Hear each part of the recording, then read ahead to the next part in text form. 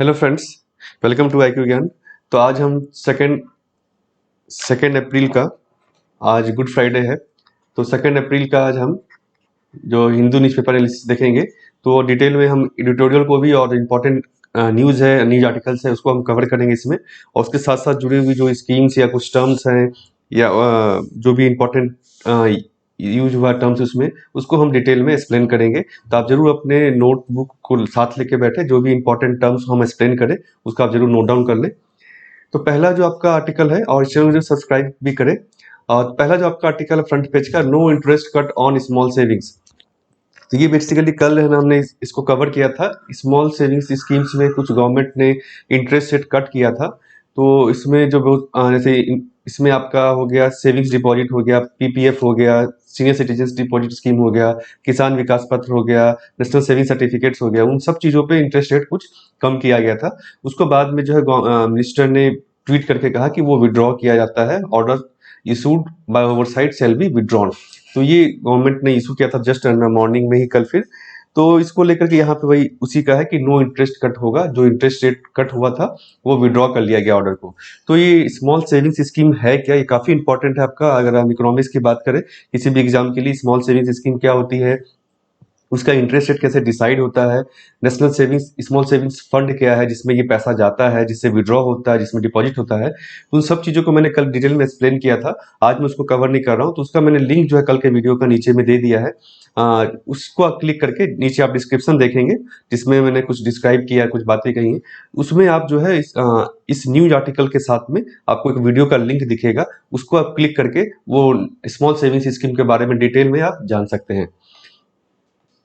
Next आपका article है Dada Saheb Phalke for Rajinikanth. ये कल बेसिकली गवर्नमेंट ने अनाउंस किया था, दादा साहब फाल्के अवार्ड रजनीकांत को दिया जाएगा 2019 के लिए।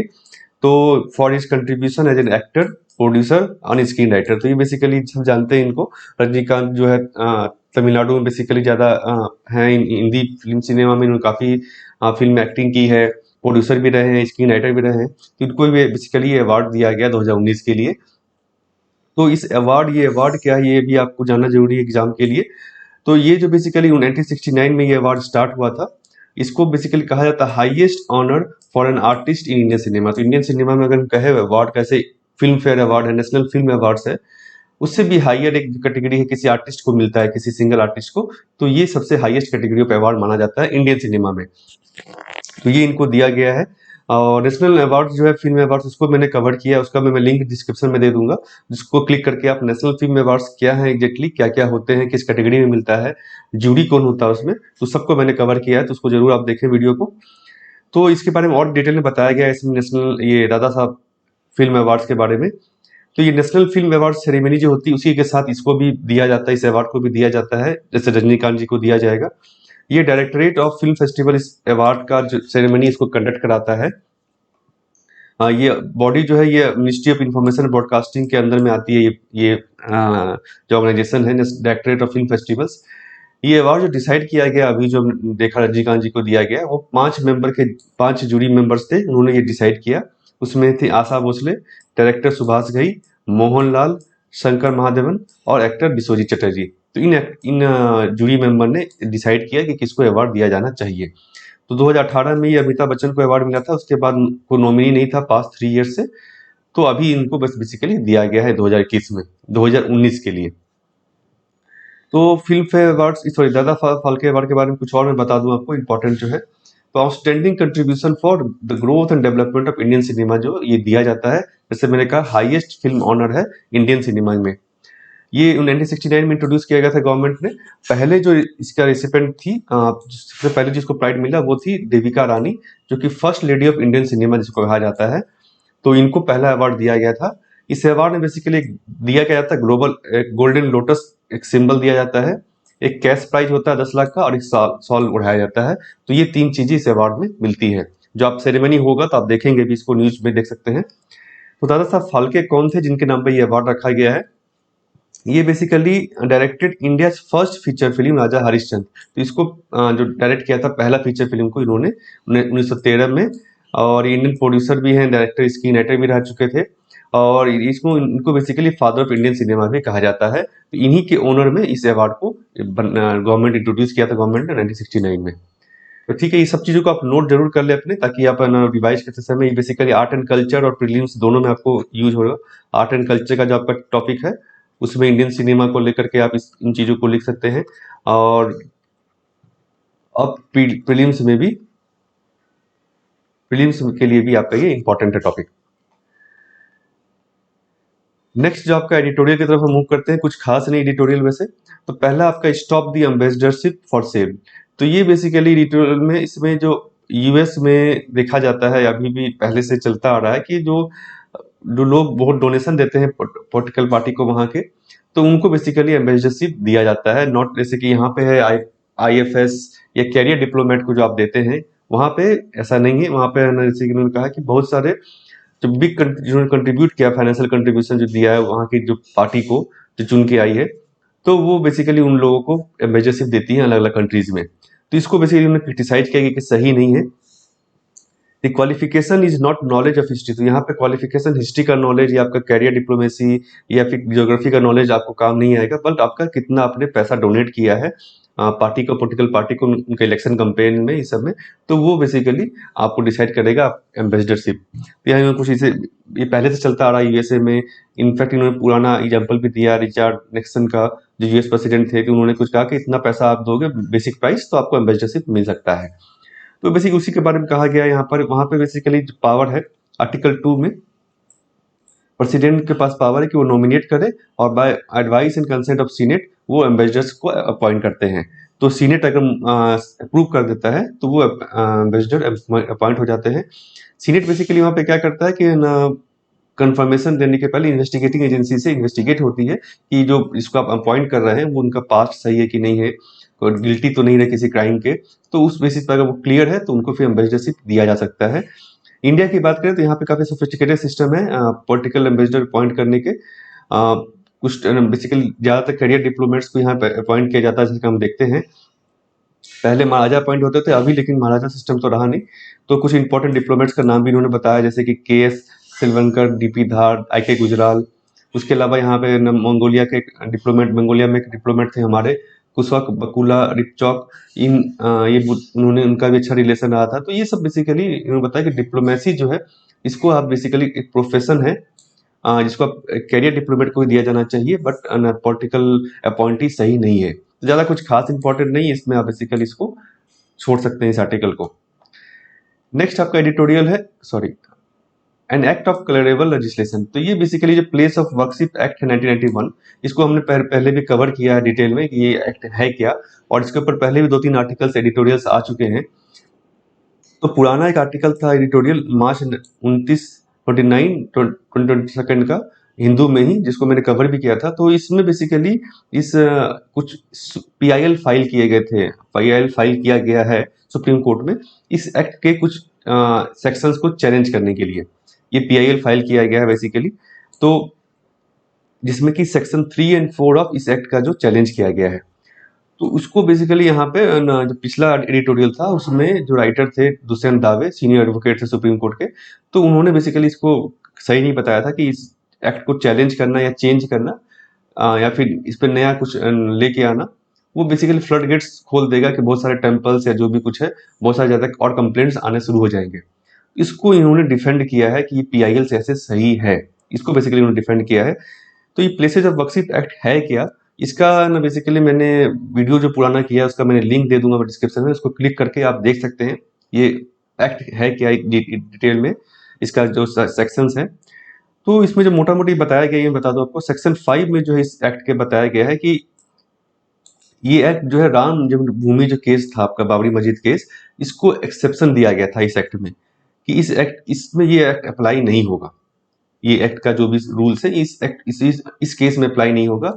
ये 1991 में एक्ट बेसिकली इनेक्ट किया गया था, और उस समय जो ये ऑलरेडी ये केस चल रहा था, बहुत सालों से ये केस चल रहा, राम जन्मभूमि विवाद, जो अभी 2019 में बेसिकली इसमें फाइनल डिसीजन आया है, तो इसमें अप्लाई नहीं होगा। ये सेक्शन 5 में कहा गया था।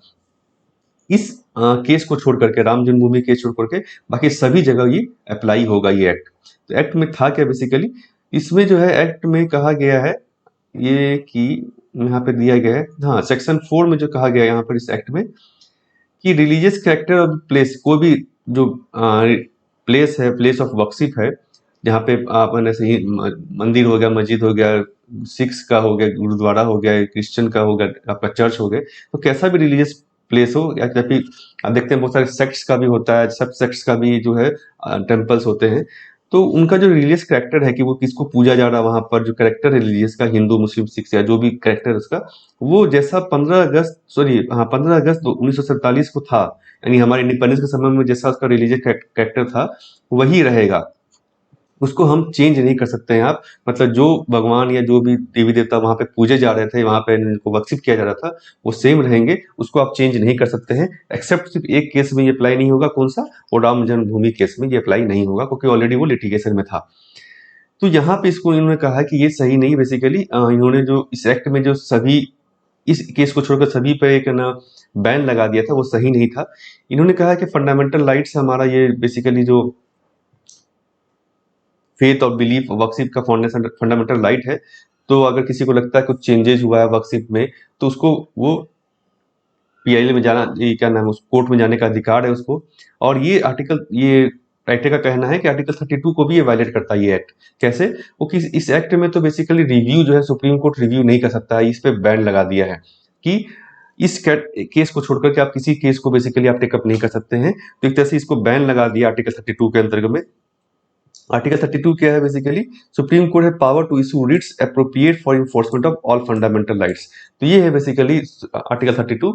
तो आर्टिकल 32 को भी आप इस तरह से रोक रहे हैं, सुप्रीम कोर्ट का जो रिव्यू का पावर है या फंडामेंटल राइट को प्रोटेक्ट करने का जो पावर है उसको भी आप रोक रहे हैं। कैसे? क्योंकि ये जो राइट टू वर्कशिप जो है आपका आर्टिकल 25-26 में फंडामेंटल राइट है, दिया गया फंडामेंटल राइट दिया गया है। तो इसको अगर कोई लगता किसी को, ये भी उसी से जुड़ा हुआ, वर्कशिप से जुड़ा हुआ है, तो अगर किसी को लगता है कि वायलेट हो रहा है तो उसको कोर्ट में जाने का अधिकार होना चाहिए।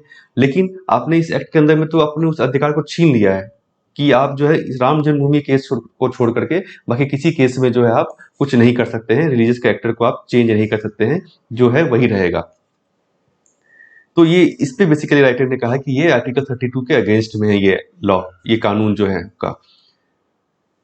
तो ये यहाँ बताया गया। उसके अलावा इन्होंने जो बेसिकली कहा है कि ये राम जन्मभूमि केस को छोड़कर के बाकी दो और इम्पोर्टेंट केसेज हैं जिसको यहाँ पे देखा जाना चाहिए। वो कौन से केसेज है जिसके अगेंस्ट में गया गया है? पहला तो एक लॉर्ड राम अयोध्या का हमने देख लिया, तो दूसरा है कृष्ण मथुरा में कुछ केस है, मथुरा में भी एक नवी देखा हुआ न्यूज में पिटिशन फाइल की गई है वहां पर भी। और लॉर्ड शिवा सेंडिंग ज्योतिर्लिंग इन ज्ञान वापी प्रेमाइस ऑफ वाराणसी। तो वाराणसी का दो केसेज है जिसको ये राइटर कह रहे हैं कि एक्सक्लूड किया जाना चाहिए, उसको भी फिर से सुनवाई होनी चाहिए उसके ऊपर, मथुरा का और वाराणसी का डिस्प्यूट जो है। तो इस दोनों को इन्होंने इंपॉर्टेंट बताया है। सिर्फ दो मोर सच केसेस को इन्होंने बोला कि देखा जाना चाहिए, उसके बाद भले आप इस एक्ट को बाकी जगह अप्लाई होने नहीं दे। एक है ज्ञानवापी काशी विश्वनाथ टेम्पल के बारे में, और कृष्णा जन्मभूमि टेम्पल जो मथुरा में है, इन दोनों केसेस को ये ओपन करने की बात कर रहे हैं। बेसिकली यहाँ पे जो है प्लेस ऑफ वर्शिप एक्ट के बारे में कहा गया, जिसका मैंने कहा, आप डिस्क्रिप्शन में जाकर उसको डिटेल में देख सकते हैं। और फंडामेंटल राइट्स, इस पे भी मेरा डिटेल वीडियो है, सारे फंडामेंटल राइट्स को हमने कवर किया है, उसको भी आप देख सकते हैं वीडियो को जाकर के। प्लेलिस्ट है, उसको आप देख सकते हैं कि कौन कौन सा फंडामेंटल राइट में क्या क्या कहा गया है, किस पे अप्लाई होता है, और डिटेल में उसका एनालिसिस है। नेक्स्ट आपका एडिटोरियल है ओवरसीइंग ओवरसाइट्स। ये बेसिकली वो इंटरेस्ट रेट का ही है जो गवर्नमेंट ने विड्रॉ कर लिया, तो इसी के ऊपर थोड़ा एडिटोरियल है, इसमें कुछ खास इंपॉर्टेंट नहीं, इसको आप अवॉइड कर सकते हैं। नेक्स्ट आपका जो आर्टिकल है एडिटोरियल स्पेशल नो लॉन्गर, ये हांगकांग के ऊपर जो चाइना का जो है ना बेसिकली ये ग्रिप जो है बढ़ा है, चाइना ने बहुत सारे एक्सचेंज किए हैं। जो हांगकांग जो था वो बेसिकली जो स्पेशल एडमिनिस्ट्रेटिव रीजन था पहले चाइना का, अभी भी है मतलब कि, तो 1987 में ब्रिटेन ने इसको हैंड ओवर किया था चाइना को। तो एक तरह से वन नेशन टू सिस्टम के अंदर ये काम करता था मॉडल, कि देश एक है चाइना है, लेकिन दो सिस्टम अलग अलग चल रहे थे, हांगकांग का अलग सिस्टम था और चाइना मेनलैंड चाइना का अलग सिस्टम था। इसको बेसिकली धीरे धीरे इसको चेंज किया जा रहा है। हाइट पहले वहाँ पे बहुत सारे ऑटोनॉमी फ्रीडम्स थे, वहाँ के लोगों को फ्री प्रेस था, वो धीरे धीरे गवर्नमेंट जो है उसको, चाइना गवर्नमेंट अपना ग्रिप जो है उसके ऊपर बढ़ा रही है।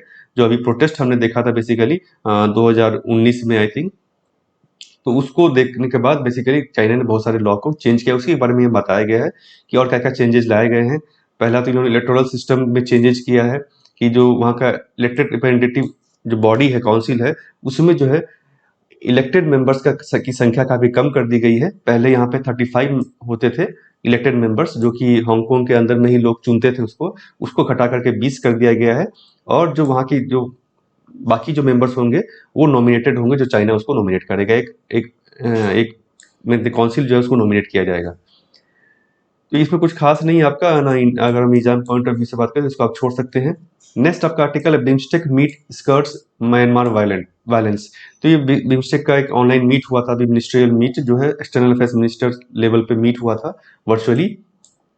तो इसमें बेसिकली कहा गया कि रोहिंग्या रिफ्यूजी क्राइसिस के कारण भी जो कुछ यहाँ पे जो मेंबर्स है, जैसे म्यांमार और बांग्लादेश के बीच में कुछ बिटरनेस है, कन्फ्लिक्ट है, क्योंकि इनको बांग्लादेश को बेसिकली शरण देना पड़ रहा है अपना रिफ्यूजी क्राइसिस में, और म्यांमार के वो रिफ्यूजी हैं, तो इसका बेसिकली इस पर डिस्कशन नहीं हुआ इसमें। तो आपके लिए जो जानने की जरूरत है, बिम्स्टेक क्या है, ये बॉडी जो है आपका इंटरनेशनल रिलेशन, जो आपका पेपर 2 है, पेपर 2 में जो आपका इंटरनेशनल रिलेशन है, तो इंटरनेशनल ऑर्गेनाइजेशन में ये काफी इंपॉर्टेंट ऑर्गेनाइजेशन है इंडिया के पर्सपेक्टिव से अगर हम बात करें तो बिम्स्टेक जो बेसिकली इसका फुल फॉर्म है आपका Bay of Bengal initiative for multi sectoral technical and economic cooperation. तो बेसिकली सेक्टोरल ये कॉपरेशन है, अलग अलग सेक्टर्स में कॉपरेशन है। इसमें स्टार्ट जो हुआ था ये रीजनल मल्टीलेटरल ऑर्गेनाइजेशन है, एक south Asia south east Asia पे ये फोकस्ड है। ये 1987 में स्टार्ट हुआ था, मतलब बना था बैंकॉक डिक्लेरेशन के थ्रू। उस समय यहाँ पे इसमें कम देश थे, बेसिकली 4-5 देश थे। धीरे धीरे इसको फिर एक्सपेंड हुआ, ये नेपाल बाद में आया आपका फिर, तो नेपाल भूटान को बाद में लिया गया इसमें। ये इसके मेंबर जो basically littoral and adjacent area of Bay of Bengal में ही रहते हैं, इसीलिए इसका नाम बे ऑफ बंगाल के ऊपर में है। तो बे ऑफ बंगाल जो है, जो बंगाल की खाड़ी जो है, तो उसके लिटरल एडजेसेंट एरिया में ही सारे देश, इसके मेंबर स्टेट्स और उनका ज्योग्राफी है। अभी जिसमें 7 देश है, बेसिकली 5 जो देश है वो साउथ एशिया के हैं, और 2 देश जो है एशियान या साउथ ईस्ट एशिया के मेंबर हैं। तो एक तरह से ये जो ऑर्गेनाइजेशन है, एक तरह से ब्रिज की तरह काम कर रहा है साउथ एशिया और साउथ ईस्ट एशिया यानी एशियान के ऊपर में। ये दोनों देश को, ये दोनों जो अलग अलग कह सकते हैं आप, जो इंटिटी है उसको जोड़ने का एक तरह से ये काम करता है। तो includes all major countries of South Asia का सबसे बड़े देश एक्सेप्ट मालदीव्स, अफगानिस्तान और पाकिस्तान इसमें नहीं है। तो ये इससे इंडिया इसलिए भी इसके तरफ अलाइंड है, क्योंकि सार्क अगर हम देखें तो सार्क में पाकिस्तान एक मेंबर है, जिसके कारण जो इंडिया का काफी कॉन्फ्लिक्ट रहता है, जिसके कारण तो बहुत बार जब इंडिया ने अभी हाल में बिम्स्टेक को ज्यादा फेवर करने का ज्यादा इंडिया का ध्यान है बिम्स्टेक के ऊपर में। 7 स्टेट्स कौन कौन इसमें, बांग्लादेश, भूटान, इंडिया, नेपाल, श्रीलंका, म्यांमार और थाईलैंड। तो ये म्यांमार और थाईलैंड जो है ये आपका साउथ ईस्ट एशिया के मेंबर है, एशियान के मेंबर्स है। तो इसीलिए आप बाकी 5 जो आप देख रहे हैं, ये बाकी जो है साउथ एशिया के मेंबर है। इन दोनों को जोड़ने का एक तरह से काम करता है। ये आप सार्क के मेंबर्स भी हैं, तो इन दोनों को बेसिकली 2 ऑर्गेनाइजेशन को आप जोड़ने का काम कर रहे हैं। ये ज्योग्राफिकल आपका मैप है, जो इसमें स्टेट्स को दिखाया गया है, मेंबर स्टेट्स को। इंडिया हो गया, नेपाल, भूटान, बांग्लादेश हो सकता है, ये बे ऑफ बंगाल हो गया। इसी के एडजेसेंट पे आप देख रहे हैं सारे स्टेट्स हैं। म्यांमार है, आपका थाईलैंड है जो कि एशियान के मेंबर है, और ये बाकी जो है आपका साउथ एशिया हो गया। नेक्स्ट आपका आर्टिकल है Biden allows H1B visa ban to expire. तो ये H1B वीजा बैन जो है पिछले साल डोनाल्ड ट्रंप ने लगाया था जून में, कि वहाँ के लोगों को नौकरी देने के लिए basically to protect American jobs. तो इसको बेसिकली अब ये जो रूल था ये मार्च में एक्सपायर हो रहा था, तो इसको एक्सपायर होने दिया गया, मतलब कि अब ये बैन जो है अप्लीकेबल नहीं है नेक्स्ट इस फाइनेंशियल ईयर से। तो ये बेसिकली H1B वीजा क्या है, इसको बारे में बता दूं आपको। तो H1B वीजा, H4 वीजा, ये आपको जानने की जरूरत है, बेसिकली बहुत बार आता है न्यूज में। H1B वीजा जो है ये नॉन इमिग्रेंट वीजा है यूएसए का, जिसमें कि अलाउ यूएस कंपनीज को ये अलाउ करता है कि वो ग्रेजुएट लेवल फॉरेन वर्कर्स, मतलब जैसे इंडिया के वर्कर्स हो गए, उनको आप स्पेशलिटी ऑक्यूपेशन में डाल सकते हैं, अलाउ कर सकते हैं इस वीजा के थ्रू। तो बुलवा सकते हैं स्पेशलिटी ऑक्यूपेशन, जैसे कि आप स्पेशलाइज इंजीनियरिंग जॉब्स हो गए, मैनेजमेंट जॉब्स हो गया, तो उसमें आप बेसिकली बाहर के कंट्री के लोगों को एम्प्लॉय कर सकते हैं। तो इस वीजा के होल्डर जो होते हैं, मान लीजिए इंडियन जो सिटीजन है, अगर किसी को H1B वीजा मिला है, वो जाता है वहां पर, तो अपने साथ अपनी वाइफ, स्पाउस को या फिर चिल्ड्रन को भी, जो 21 साल से कम है, उनको ले जा सकता है। उनको जो वीजा लगेगा वो H4B वीजा होगा। अपने जो स्पाउस और जो चिल्ड्रन है उनको H4B वीजा उनको लेना पड़ेगा age dependent. H4 H4 visa जो होल्डर्स है वो यूएसए में तब तक रह सकते हैं जब तक कि H1B वीजा होल्डर्स रह रहे हैं। उनका जो लीगल स्टेटस है, और इनको जो है ये एलिजिबल टू वर्क नहीं है, काम नहीं कर सकते हैं ये, बट वो स्कूल्स या ड्राइविंग लाइसेंस ले सकते हैं, बैंक अकाउंट खोल सकते हैं यूएसए में जब तक वो हैं तब। तो ये H4B वीजा हो गया, ये हो गया H1B वीजा। उसके अलावा L1 वीजा क्या है बेसिकली, ये facilitate temporary transfer of foreign workers in managerial, executive और specialised knowledge category to the US to continue employment with an office of same employer affiliate. तो सेम एम्प्लॉयर जो है, मान लीजिए उसका यूएस में भी है और बाहर दूसरे देश, इंडिया में भी मान लीजिए उसका ब्रांच है, तो वो जो बेसिकली ट्रांसफर कर सकता है टेम्पोरली वहां से दूसरे देश से यूएसए में, इस वीजा को यूज करके पोजीशंस में। तो ये टेम्पोररी नॉन इमिग्रेंट वीजा ये भी है, और that allows L2 visa for spouses and minor unmarried children under 21 years of as.